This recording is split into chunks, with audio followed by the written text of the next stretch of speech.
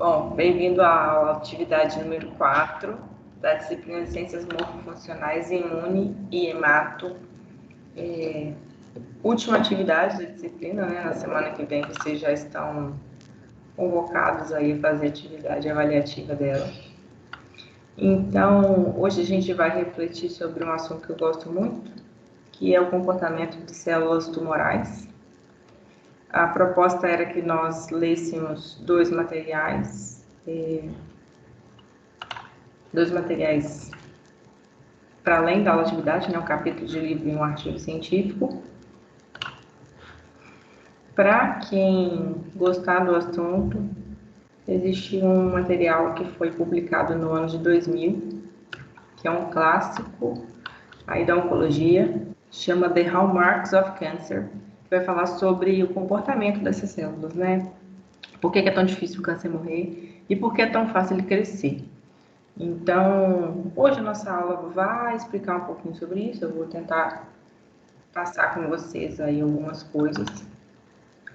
Câncer, hoje, é a segunda maior causa de mortes no mundo, perdendo apenas para doenças cardiovasculares, mas há uma expectativa de que até 2050 seja a maior causa de mortes no mundo. Então, é muito provável aí que a maior parte de nós tenha um diagnóstico oncológico, infelizmente, nos próximos anos. Alguns tumores vão estar relacionados com a nossa genética e a maioria dos nossos tumores estão relacionados aos hábitos de vida. E o que é muito preocupante porque cada ano que passa a gente vive pior, né? Se a gente olhar o mapa do Brasil, por exemplo, para alguns tumores, a região sul e sudeste é muito incidente, porque é mais capitalizada, né? Então a gente tem um estilo de vida aí mais deletério do que em outras regiões do país. Vou começar aqui lendo o caso para vocês. Alguém quer ler o caso? Quem gostaria de fazer a leitura do caso?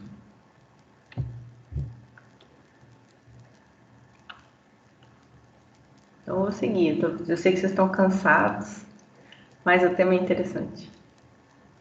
Baseando-se na leitura indicada e em seus conhecimentos prévios, discuta com seus colegas e responda os questionamentos da seguinte situação-problema. Clara, de 60 anos, branca, procurou a unidade básica de saúde de sua cidade, queixando-se do aumento de uma pinta de cor castanha na testa. Segundo Clara, a pinta havia surgido como uma mancha castanha há 8 anos atrás. E há 6 meses, a lesão começou a aumentar progressivamente de tamanho, tornando-se mais escura e sangrando com frequência devido à coceira. Ainda no exame clínico, Clara informou que é fumante e trabalha como vendedora ambulante, ficando muito tempo exposta ao sol e sem uso de protetor solar. O diagnóstico indicou que a lesão se trata de um melanoma. Primeira pergunta é o que é melanoma? É uma neoplasia classificada como benigna ou maligna e indique algumas características desse tipo de neoplasia.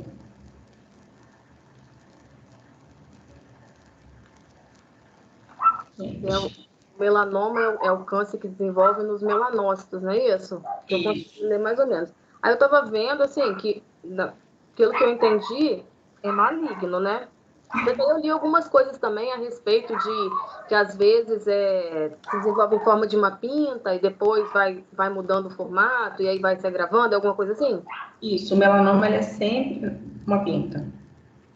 Na verdade, a maioria dos cânceres de pele se desenvolvem como uma manchinha, né? A análise dos cânceres de pele segue A, B, C, D, E. Áreas, né? Por exemplo, a gente não pode ter pinta na palma da mão, na planta dos pés, no leito das unhas, nos lábios e dentro dos olhos. Então, se eu tenho alguma mancha nessas áreas, ela tem que ser investigada. B são bordas, porque a minha pinta ela precisa ter bordas regulares, ela tem que ser redondinha. Se eu tenho uma mancha com bordas irregulares, ela pode ser suspeita. C é a cor. A cor da pinta ela pode ser indicativa. Por exemplo, a minha pinta pode ter 2 cores. D é de dor e E de escamação. Pegando a pergunta de vocês, o que é melanoma? É uma neoplasia classificada como benigna ou maligna? Esse enunciado já nos dá a resposta. Neoplasia é sempre maligno, tá? Toda vez que vocês virem a palavra neoplasia, é a mesma coisa que câncer. Então, é sempre maligno. O melanoma, assim como a Marla falou, é uma doença que nasce dos melanócitos. E ele tem a capacidade, então, de dissipar rapidamente através de metástases. Então, essa é uma característica desse tipo desse tipo de neoplasia, desse tipo de câncer, né? É um câncer, então, que ele nasce na pele e que ele tem uma capacidade de invadir outros órgãos muito grande. Além do melanoma, existem outros tumores de pele. Existe o carcinoma espinocelular, falando de tumores malignos, né? E o carcinoma basocelular. Os dois têm baixíssima possibilidade de produzir metástase, então são tumores considerados assim menos agressivos, né? Com potencial curativo muito alto. A característica do caso clínico que a gente está lendo, né? Que é uma lesão que coça e sangra, não é geralmente uma característica do melanoma. O melanoma, ele geralmente é silencioso. Ele cresce sem a gente ver e sem sentir. Lesão escamativa, geralmente, ou é carcinoma basocelular ou é carcinoma espinocelular. Então, o melanoma, gente, apesar de a gente falar aqui do sol, ele nem sempre tem relação com a radiação solar. Primeira coisa, o sol ele nos causa mal no decorrer da vida. Então, assim, hoje eu não tomo nada de sol, mas quando eu era criança eu tomava muito sol. Então, essa carga ela foi adquirida ao longo dos anos e eu acumulei ela. Mas ele pode nascer em áreas, então, que não tomam sol. Por isso, analisar palma da mão, planta do pé, olho, lábio e unha. São áreas que a gente não tem lesão, né? Não tem nenhuma pinta. Então, se vocês tiverem aí alguma pinta nos dedos... Preocupado. Tô com uma pinta no dedo. Então, pode parar de me assustar. Você vai no dermatologista. Mas é na parte de fora da mão ou na parte de dentro? De dentro. Então, você vai no dermatologista, meu carinho. Jesus. Vai no dermatologista. Pode não ser nada, mas o correto nesse tipo de situação é fazer biópsia, né? Retirar essa pele e mandar para o laboratório para testar. É o mais indicado. Na verdade, não é preocupação, né? O melanoma, ele é um tumor que não precisa de quimioterapia. Ele é só retirado da pele, retirada cirúrgica da pele com um pouquinho de pele em volta. Esse é o tratamento em estágios iniciais. Se a gente tem um melanoma mais avançado e ele dissemina metástase com muita rapidez, o tratamento é imunoterapia, que é um tratamento caríssimo, que o SUS não cobre, gente. Custa assim 20, 30 mil por dose. Aí é uma dose a cada 20 dias. Então é um pouco fora da realidade Brasil ainda. É um tumor relativamente agressivo. Vamos lá. Claro, apresenta alguns fatores de risco para o desenvolvimento do melanoma. Indique quais são e como esses agentes carcinogênicos podem ser classificados. Conhecendo então a história da Clara, que era uma vendedora ambulante, tinha 60 anos, o que eu tenho de fator de risco para essa pessoa desenvolver câncer?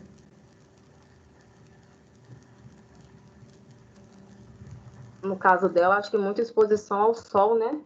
Isso. Mais o quê? Ela tem uma outra condição aí bem complexa, que não necessariamente é só para o câncer de pele. Ela tem outro hábito aí que pode desenvolver diversos outros cânceres. Ela é fumante? Exatamente, ela é tabagista. Então a gente vai ter o sol como agente físico, né, emissor de radiação, E a gente vai ter o tabagismo como agente químico. E eu acrescentaria mais uma coisinha, que é a predisposição da clara. Pessoas de pele branca têm mais predisposição a ter melanoma. Então, a gente tem o sol como um agente físico constante na vida da clara. A gente tem um hábito, que é o hábito tabágico, que é um componente químico. E a gente tem aí a clara como uma pessoa de pele branca. Isso ela não pode mudar, né? Mas é um fator de risco para o desenvolvimento desse tipo de câncer, que é o que a gente está pensando agora, que é o melanoma. Alguém pensaria em outra condição que poderia ser cancerígeno? Assim, hoje a gente está pensando na clara como uma vendedora ambulante. Mas nós somos da região sul do Espírito Santo e a gente tem muitos profissionais que trabalham em condições parecidas com a da Clara sem protetor solar. Vocês teriam alguma possibilidade para me falar? Pensariam?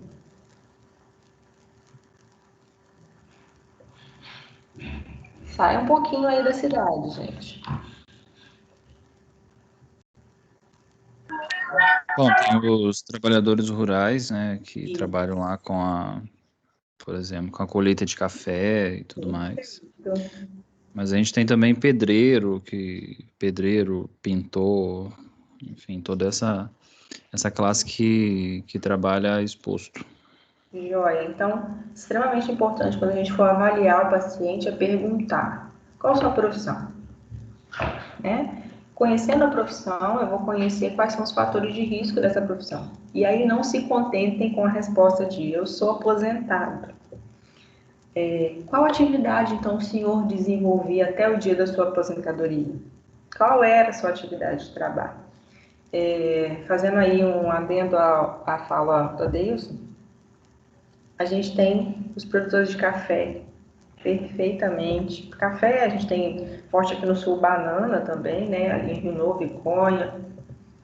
E a maioria desses produtores, gente, vieram logo após a abolição da escravatura e eles vieram de onde? Eram imigrantes da... Hein? Europa, E são pessoas de pele clara. branca. Então, são pessoas que tendem a ter mais predisposição a desenvolver melanoma. E o melanoma, melhor, deixa eu refazer, melanoma não. Câncer de pele é o câncer mais incidente no Brasil. Ao contrário do que a gente pensa, que é câncer de mama e câncer de próstata, né? Porque a gente só vê propaganda disso, câncer de mama e câncer de próstata. O de pele é o número 1. Então, se vocês olharem lá no INCA, vai estar todos os cânceres, vai estar assim, tirando pele, tirando câncer de pele. O câncer de pele ele é muito incidente. Mas visto que ele pode ser uma pequena lesão retirada por uma cirurgia e que não precisa de tratamento, são cânceres com potencial de cura muito alto, que é muito bom, desde que a pessoa vigie, né? Então, qualquer lesão que está mudando de aparência, qualquer lesão, tipo, eu tô com uma espinha aqui que não fecha, não é bem assim, né, gente? Se não cicatrizar, tem alguma coisa de errado. Então, o câncer de pele é o mais incidente. Na nossa região tem bastante. Bastante. Vamos lá.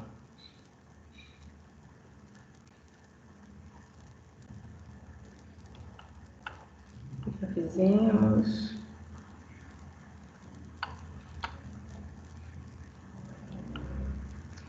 Agora vamos aqui. Agora, supondo que Clara também tivesse se queixado de dor abdominal e obstrução intestinal, ou seja, não estou conseguindo ir no banheiro. E aí, diante dessas queixas e os exames que foram solicitados, indicaram a presença de uma massa intestinal, mais especificamente localizada no intestino delgado. Diante dessa nova situação, qual neoplasia seria considerada primária e qual seria considerada secundária?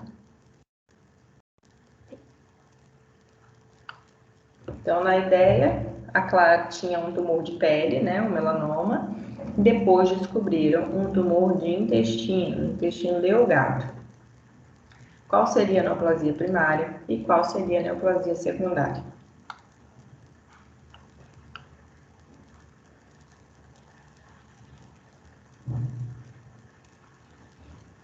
Vocês conseguem entender o que é uma metástase antes da gente seguir essa conversa? Eu sei que não. Eu sei que não.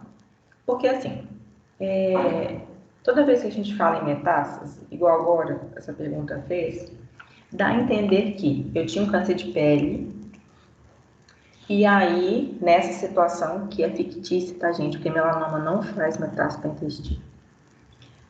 Eu tenho outro câncer no intestino. Não é isso. Eu tenho câncer de pele, e o meu câncer de pele foi parar no intestino. Como funciona isso? Vamos supor assim. A célula da minha pele, ela é redonda. Todas as células da minha pele são redondas. E aí, por algum motivo, uma célula virou cancerígena. Então, ela continua sendo redonda, porém, ela é cancerígena. E aí, ela fez uma metástase e foi parar no meu cérebro, que é o mais comum do melanoma, né? Metástase nervoso central. Só que o meu cérebro tem células quadradas. Pensa comigo. A minha célula redonda da pele andou e chegou no meu cérebro. Se eu furar o meu cérebro e tirar o câncer de lá, ele não vai ser um câncer de células quadradas do cérebro. Ele vai ser um câncer de células redondas da pele. Então, a metástase, ela é realmente um pedaço do câncer que se deslocou e se alocou num outro órgão. É o mesmo tumor, só que numa área diferente. Conseguiram entender esse caminho? Perfeitamente. Então, assim, câncer de mama com metástase no pulmão, por exemplo, não são dois cânceres. Não é câncer de pulmão e câncer de mama. É o câncer de mama que desgrudou um pedaço, parou lá no pulmão e cresceu lá. Por isso que continua tratando como câncer de mama, não trata como câncer de pulmão, porque não é um câncer de pulmão. Mesma coisa o melanoma. Eu tenho câncer de pele, né? Eu tenho melanoma, o melanoma dissipa, faz metástase. Metástase para no cérebro. Se eu for lá no cérebro tirar esse tumor, ele continua sendo melanoma, só que ele está em um lugar diferente. Então, as células tumorais, elas têm capacidades específicas, são só dela. E uma delas é essa capacidade de viajar e produzir disseminação à distância. Então, a célula estava aqui na pele. Ela entrou no meu sangue, rodou, parou no meu cérebro. Aqui ela ficou e aqui ela foi produzindo, então, um novo tumor. Não é um tumor de cérebro, é um tumor de pele que está no cérebro. Então, o tratamento continua sendo o mesmo. Então, se quando estava na pele não respondia a quimioterapia, a única coisa que eu tinha era cirurgia, se esse tumor chegar no cérebro, eu continuo precisando de cirurgia, a quimioterapia não vai fazer efeito, porque é o mesmo câncer. Então, se nesse caso da Clara, né, acontecesse do tumor saísse da pele e fosse para o intestino, a gente teria o tumor de pele com metástase no intestino. Mas a gente não faz metástase para o intestino. Tá? Só esclarecendo, raros são os cânceres que fazem metástase para o intestino. O intestino é sempre um tumor primário, nunca secundário. E aí, falando então da metástase, como que ela pode acontecer? Como eu já expliquei para vocês, né, que é através da corrente sanguínea. Estou com um tumor aqui, esse tumor ele entra no meu sistema circulatório e ele vai andar pelo meu corpo e parar onde ele tem que entender. Existe também, gente, outro tipo de forma de locomoção no meu corpo. Vocês conseguem lembrar?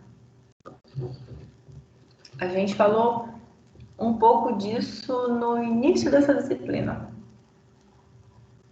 Na primeira aula que falava dos linfonodos. A gente tem um outro mecanismo de condução de líquidos no nosso corpo. Vocês lembram qual é?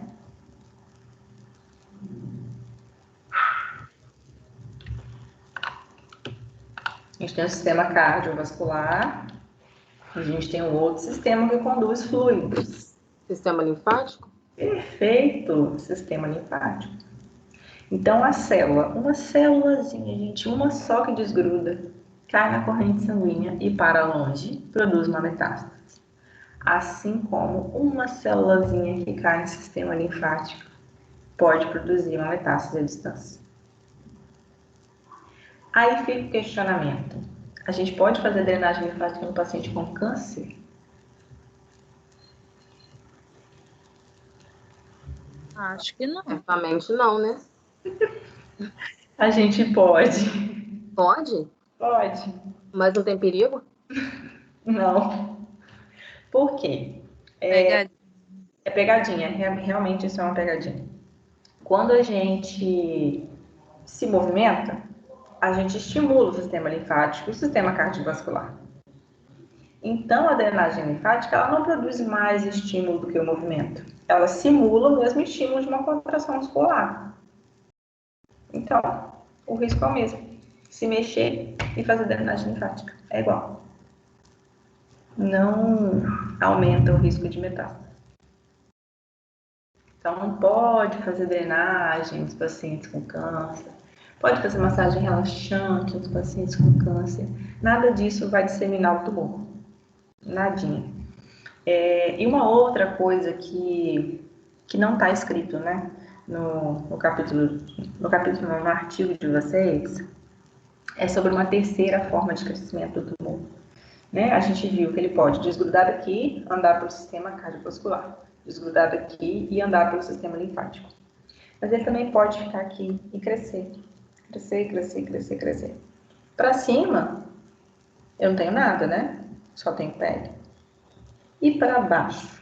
O que eu tenho aqui embaixo? Eu estou mostrando a minha mão. O tumor é na pele. O que eu tenho embaixo dela? Ossos. Isso, ossos, músculos.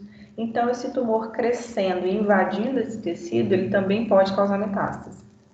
Então, a gente tem o aumento local do tumor, pode gerar metástase. Ou o deslocamento dessa célula. Então, por exemplo, o câncer de mama, ele vai poder invadir o pulmão, tanto porque ele cresceu e está encostando na minha costela, no meu pulmão, ou porque a célula andou e parou dentro do pulmão. Então, por exemplo, o câncer de próstata pode dar metástase nos ossos da bacia, né, ali na pelve, porque ele cresce ali naquela área, mas ele também pode fazer metástases mais distantes, como, por exemplo, no pulmão, no fígado e no cérebro. Então, os tumores, eles podem se disseminar tanto pelo crescimento local, né, o avançar do tamanho dele, invasão local, como a disseminação por meio de transporte. Ele vai pegar ali nossa corrente sanguínea, o nosso sistema linfático e vai povoar aí novas áreas. O câncer é lindo, gente, é horroroso, mas é lindo. Tem até uma coisa que a gente fala no hospital, né? Que só existem duas coisas no mundo que a gente divide, porém multiplica. Uma delas é o conhecimento, né? Eu tô aqui dividindo conhecimento com vocês e, na verdade, a gente está multiplicando. Vocês também estão aprendendo, eu estou aprendendo, vocês estão aprendendo. E a segunda coisa, que quanto mais divide, mais multiplica, é o câncer. Quanto mais divide, maior ele fica. Incrível! Incrível! Eu falei para vocês, extrapolando aí um pouquinho da aula, sobre as características das células tumorais. A célula do tumor, vamos lá. A gente tem a ideia de que o tumor está consumindo o indivíduo, né? Vocês já perceberam que, por exemplo, um indivíduo que tem um tumor avançado, ele fica muito emagrecido? Vocês conhecem alguém que já teve um tumor avançado? Eu já tive uma cliente que faleceu de câncer. Inclusive, ela teve metástase. Era câncer de quê? Ela começou, o primeiro dela, no caso é que agora que eu sei que é um só, né? Foi na mama. Só que aí Daí depois foi passando para vários lugares, e o último lugar foi no cérebro, até quando ela faleceu. Câncer de mama geralmente é fígado, pulmão, ossos e cérebro. A irmã da minha irmã também teve câncer. Ela começou com um tumor, aí fez o tratamento, foi curada desse tumor e depois deu câncer de mama e depois se transformou em uma metástase. Voltou para o cérebro e foi se espalhando, né, pelo estômago, intestino, útero, e ela veio a falecer ano passado. E aí, no fim de vida, essas pessoas, elas tendem, por exemplo, a ficar muito emagrecidas, né? Perdem um peso, fica bem caquético, assim, né? Aí a gente tem aquela principalmente pele e osso. Parece que é o câncer que tá comendo a pessoa, né? É muito louco. Mas, na verdade, o câncer, ele é um tecido guloso. Então, assim, eu tenho um tumor de pele, vamos voltar ao tumor de pele.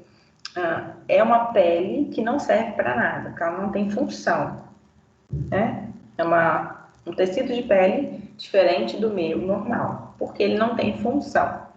A minha outra pele vai ter a função de proteger, revestir, ela vai ter a capacidade de cicatrizar. Então, a célula tumoral não tem função. A célula tumoral, ela também é imortal. É por isso que é tão difícil curar do câncer. Daí a célula é imortal, sim, ela é imortal. Imortal igual o desenho animado, imortal igual o filme de super-herói. É o vilão imortal. O que isso quer dizer? A minha célula normal, ela nasce, funciona e ela é programada para morrer. Então, por exemplo, minhas hemácias têm vida de 14 dias. Depois de 14 dias, elas morrem. Então, assim, cada célula nota vai ter um tempo de vida. E, passado esse tempo, ela mesma vai morrer. É o processo que a gente chama de apoptose, né? É tipo o suicídio da célula, coitada. Mas ela não se suicida. Ela entende que a função dela acabou. E ela precisa, então, dar espaço para uma célula nova. A célula do câncer, ela não sabe que ela vai morrer. Ela é imortal. Então, ela só se multiplica e não morre. Só se multiplica e não morre. Só se multiplica e não morre. Uma outra característica da célula tumoral é a capacidade de gerar vascularização. Então, ele rouba tudo de bom que a gente tem. Em volta do tumor, então, vai crescendo novas artérias e veias, porque ele vai consumindo os nossos nutrientes. E é por isso, então, que a pessoa com câncer avançado, ela tende a emagrecer, porque o tumor está crescendo e sugando, então, nutrientes, água, oxigênio para ele, porque ele é guloso e ele é imortal. Ele esquece que se o hospedeiro morrer, ele também morre. Então, foi até uma frase aí que saiu quando o prefeito de São Paulo morreu, esses dias, Bruno Covas, que ele perdeu a batalha para o câncer. Pelo contrário, né? Ele viveu muito tempo, viveu com qualidade, mas quando o hospedeiro morre, aí o câncer morre junto. Então, se o indivíduo falece do câncer, o câncer falece junto. Então, como característica do tumor, a gente tem células que são imortais, que são afuncionais, né? Não tem funcionalidade, tem capacidade de produzir metástase e ele gera, então, marcadores para neovascularização. Então, vamos lembrar agora, conhecimento da vida, metástase é o mesmo tumor que se deslocou de onde estava e foi parar em outro lugar. Então, quando a gente fala assim, câncer de mama com câncer de pulmão, não, é câncer de mama com metástase no pulmão. Câncer de pele com câncer no cérebro, não, câncer de pele com metástase no cérebro. E isso vai determinar, gente, qual é a gravidade da doença. Porque, por exemplo, falei para vocês que câncer de pele tem um alto poder de cura. Mas, ao mesmo tempo, falei com vocês que o melanoma é um tumor que pode se disseminar com muita velocidade. Então, se eu tenho um tumor de pele local, que eu tirei com a cirurgia, uma mini cirurgia, e eu fui curado, eu não posso dizer que é o mesmo tumor que alguém tem metástase. Entendem? Então, quando a gente fala assim, é câncer de mama, a gente fala, meu Deus, vai morrer. Não. Existem vários cânceres de mama em tamanhos diferentes, de respostas diferentes. Câncer de pele. Vários cânceres de pele, de vários tipos, de vários tamanhos, com respostas diferentes. Então, por isso que, às vezes, alguns cânceres vão ter uma cura muito rápida e outros vão precisar de um tratamento muito longo. Então, pelo tipo de câncer, fala assim, é câncer na mama, é câncer no pulmão, é câncer no esôfago. Não dá para a gente dizer a gravidade. A gravidade ela vai ser determinada pelo tipo da célula, que é um outro problema, e pelo tamanho do tumor. Isso que vai determinar para nós qual é a possibilidade de cura ou de tratamento para esse tumor. Então, cada tipo de câncer tem uma célula. Isso. E a célula, eu tô encafifada com essa célula imortal aí. Ela é imortal. Porque eu tô... Como que eu posso explicar? Como que se dá, então? Eu tô curada do câncer tal, já que a célula é imortal. O tratamento, né? Mas se a célula é imortal... A gente vai matar ela. É por isso que usa, por exemplo, quimioterapia. Eu vou pegar sempre o câncer de mama como exemplo, porque é fácil de visualizar. A quimioterapia, gente, contar uma história para vocês. Vocês conhecem a Segunda Guerra Mundial, né? Hitler matou muita gente nos campos de concentração, né? Ele matou quem? Qual foi o povo que o Hitler matou? Judeus, ótimo. Ótimo não, né? Uma bosta. Mas Hitler não só matou os judeus, Hitler usou esse povo como cobaia de testes. Então, muitos judeus morreram na câmara de gás. Para quem viu aquele filme do Oscar antigo, A Vida é Bela, muito legal, inclusive, a história do menininho que brincava de pique-esconde, né, com o pai, para que quando tivesse que ir para a câmara de gás, ele se escondesse e ele não morresse. Então, muita gente morreu na câmara de gás. Gás mostarda é o nome do gás, que matou muitos judeus. Esse gás, gente, é o primeiro quimioterápico. Então, ele foi testado nos judeus. Então, muitas dessas covardias do Holocausto foram para pesquisa científica. Então, por conta disso, existem hoje os códigos de ética de pesquisa científica, né? A gente não pode causar mal ao indivíduo. Então, hoje existem pesquisas regradas aí pela humanidade, né? Você precisa ter empatia, você precisa pensar na dor do outro, nos malefícios. E isso tudo veio desse desastre humanitário que foi a Segunda Guerra Mundial. A primeira quimioterapia, então, ela é derivada do gás mostarda. O gás mostarda fazia o quê? Matava a pessoa. A quimioterapia ela vai matar o câncer.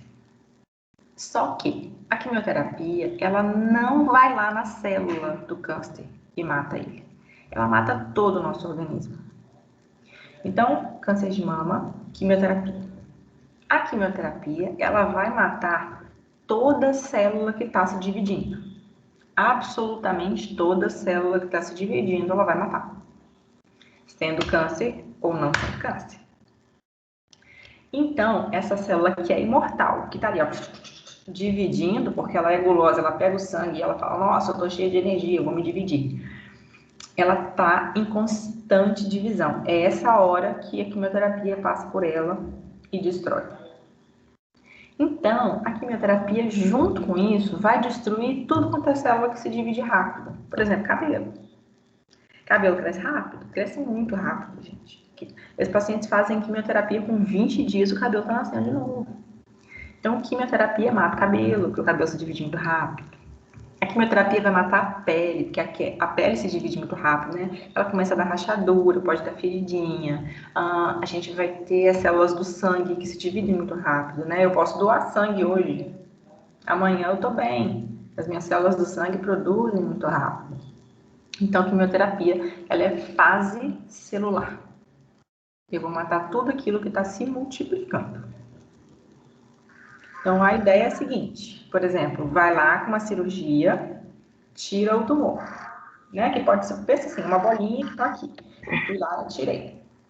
Só que a gente viu que pode ser uma célulazinha que pode rodar e dar outro câncer. Então, como que eu vou ter certeza que não tem nenhuma célula aí podendo produzir? Quimioterapia, para matar toda a célula que está se dividindo. É assim que a gente mata essa célula imortal. Tô passada. Eu não sei se é verídico, né? 100% que eu fiz uma leitura muito rápida.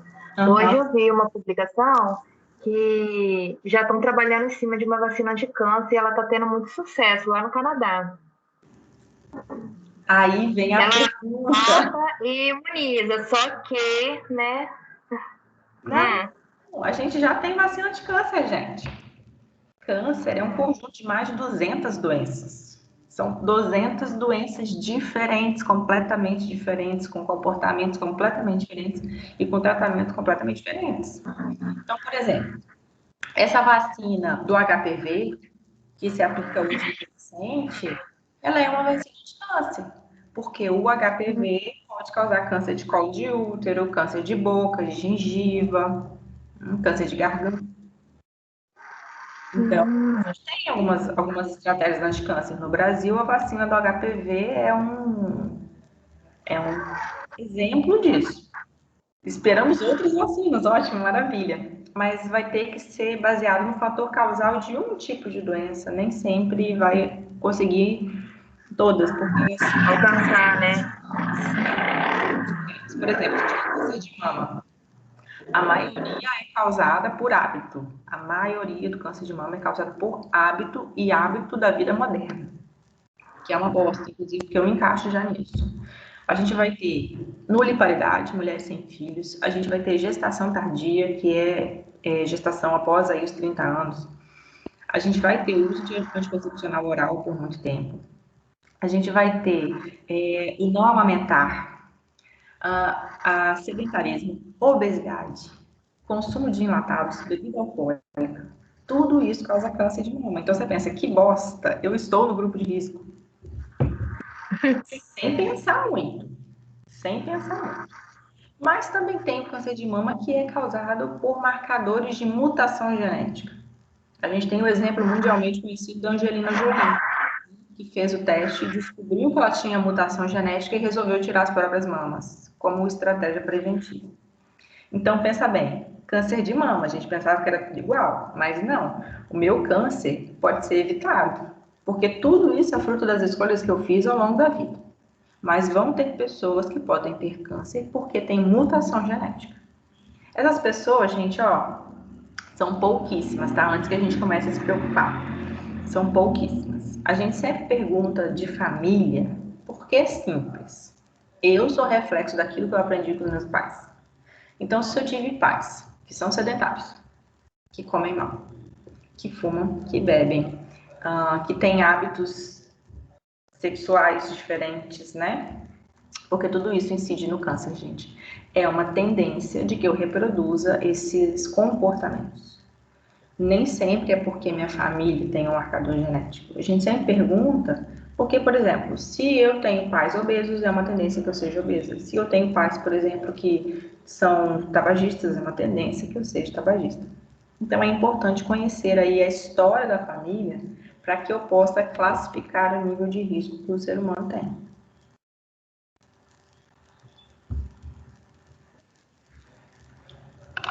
Mais alguma pergunta? Gente, eu adoro falar sobre câncer, né? Porque é minha especialidade, eu adoro estudar isso, inclusive, oncolovers, câncer, oncologia, é a melhor coisa que tem no planeta Terra. Trabalhar com isso é muito bom. Fica a dica. Mas o que vocês querem perguntar? E eu aqui preocupado com a minha pinta no dedo. Você quer que eu te conte a verdade? Eu já tirei umas 4. Todo Na ano. mão? Na mão? Tirei no pé. Na planta do pé. Ah, meu Deus. Essa semana não tá sendo nada boa pra mim. Não pensa assim, pode não ser, mas é um sinal que você precisa investigar. Quem vai poder te dizer isso é um dermatologista, porque ele tem uma lupa, ele vai olhar sua pinta. E aí ele vai poder te indicar se precisa fazer retirada ou não. Mas pensa, uma anestesia local é de boa. Anestesia local, corta, pontinho, tá tudo certo. Nada demais. Gente, Hein, Dayana, fala mais dessa. Agora eu fiquei realmente curioso, né? Essa pinta na mão ou na palma do pé, lá, igual você falou, é dali que pode surgir o melanoma? Ou é o sinal que vai poder, sei lá, ter alguma outra pinta em outra dali parte do pode surgir corpo? Ah, é dali, é local. dali. Melanoma é uma mancha na pele, é uma pinta. Entendi. E aí, Eu tava lendo aqui agora, né? Enquanto você falava, abri um artigo que tava lendo, que é comum, né, a gente ter o aparecimento de pintas durante a nossa adolescência, mas que as pintas que vão aparecendo na nossa fase adulta, que elas precisam ser monitoradas, né, e acompanhadas, né, dentro daquele ABCDE lá. principalmente se a gente teve caso na família, melanoma tem uma marca genética forte. Então, se eu tive um avô, enfim, que teve melanoma, eu preciso investigar mais de perto. Meu irmão tirou melanoma em 2019. É meio impactante, né? Meu irmão tem, eu tô com 30, ele tem 32, 33. E foi assim, despretensiosamente. Ele tinha um cisto de gordura aqui no pescoço, que estava incomodando ele. E aí ele procurou um médico. Inclusive, eu nem gosto desse médico. Ele foi para tirar o cisto de gordura. Chegou lá, é um procedimento que ia ser feito no consultório mesmo, nem foi no hospital. O médico pediu para ele tirar a camisa. Ele tirou a camisa para tirar o cisto, o médico olhou uma pinta na barriga dele e falou: eu vou tirar essa pinta também. E ele tirou a pinta e era o melanoma. E eu perguntei para o meu irmão, falei: Nata, essa pinta nasceu faz pouco tempo? Ele falou: não, desde que eu me lembro ela tá aí. Então, é uma pinta que não mudou de tamanho, que provavelmente ela estava no início da mutação, né? Porque as bordas já estavam livres, né? O tumor estava só dentro da pinta. Ao redor da pinta não tinha tumor. Então, foi só retirada daquela pele, daquela área, e fim de papo. Então, assim, olha que sorte. Se é um tumor que produz metástase muito rápido, talvez nesses 2 anos meu irmão já tivesse uma metástase e nem saberia. Então, é monitorizar. Realmente é em dermatologista, investigar qual pinta que a gente tem que pode ser lesiva, né, que pode ser maligna, ou pré-maligna, que é o nevomelanocítico, e retirar, fazer retirada.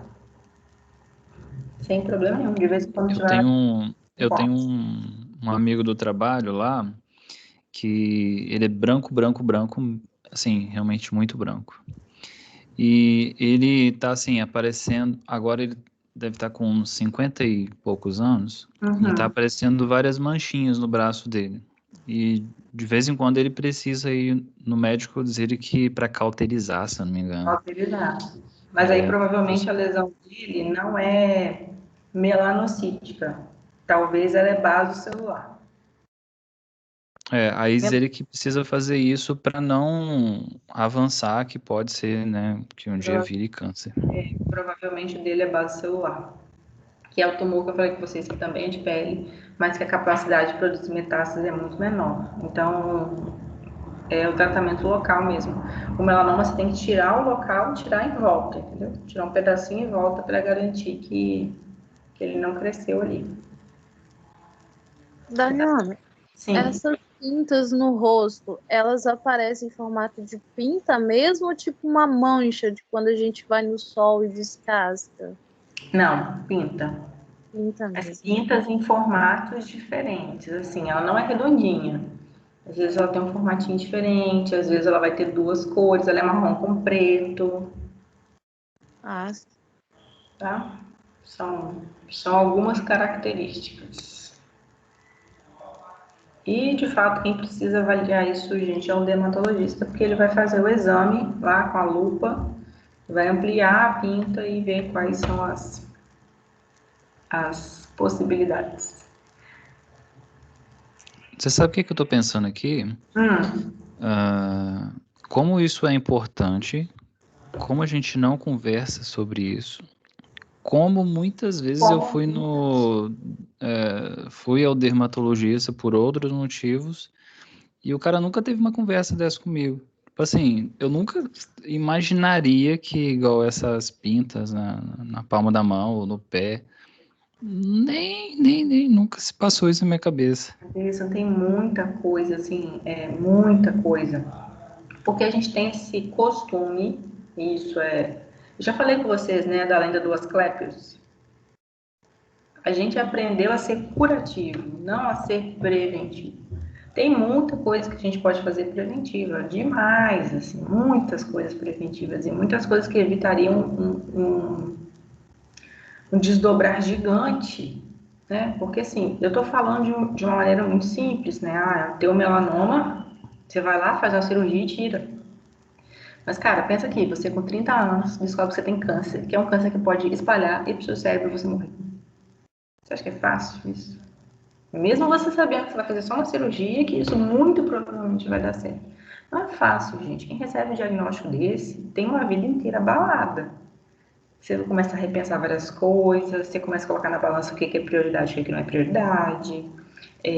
Você tem o medo da morte, isso é inevitável. Então, assim, o impacto na vida de alguém é muito grande, muito grande, muito grande. Imagina assim, você tem câncer.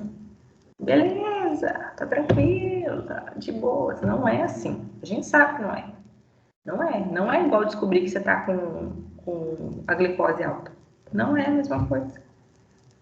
Infelizmente, não é a mesma coisa. Então, tem muita coisa que a gente poderia fazer de forma preventiva. Um exame físico uma vez por ano com o dermatologista é um exemplo disso.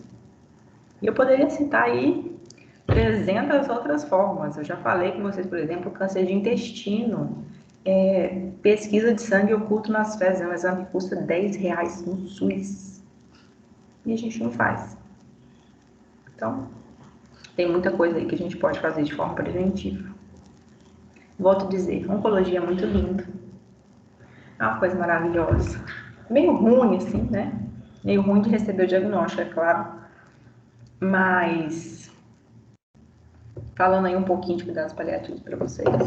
O sofrimento, ele só é insuportável quando não tem ninguém que cuida. Então, eu amo muito a oncologia. É um campo de estudo muito bacana e, mais importante ainda, é um campo que muda a vida de pessoas que estão em sofrimento. Então, esse é o motivo diário aí de acordar cedo e ir para o hospital. Então, pessoal, eu vou encerrar a aula de vocês.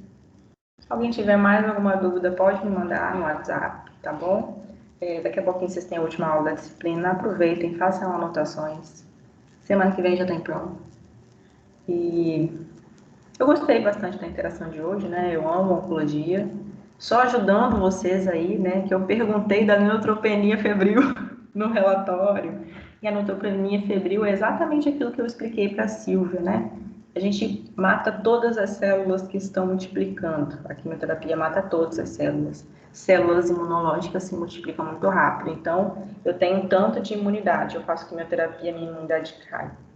E aí, eu fico sem imunidade nenhuma. Nesse período, que geralmente é de 7 dias, que eu estou sem imunidade nenhuma, eu abro possibilidades de infecção. Essa infecção, então, rapidamente pode causar um choque, né? Esse paciente ele pode ir para o CTI, precisar de intubação, de adrenalina, porque a imunidade caiu. E aí as coisas mais simples, que para a gente são normais demais, podem causar infecção nessa pessoa. Por exemplo, comer uma banana. O paciente com neutropenia febril não pode comer nada cru, então não pode tomar suco de fruta, não pode comer fruta, não pode comer legumes crus, nada cru. Então pensa que para um neutropênico, uma Coca-Cola é mais saudável do que um suco de laranja. Uma condição extremamente grave, mas que quando diagnosticada rápido tem um bom resultado. Então, a quimioterapia, gente, é sempre uma faca de dois gumes. Ela sempre vai ofertar cura através de um preço alto, que é tirar parte da sua saúde. Por isso que é um tratamento tão complexo. Bom, beijinhos para vocês. Fiquem com Deus, boa noite e a gente se vê de novo na quinta-feira.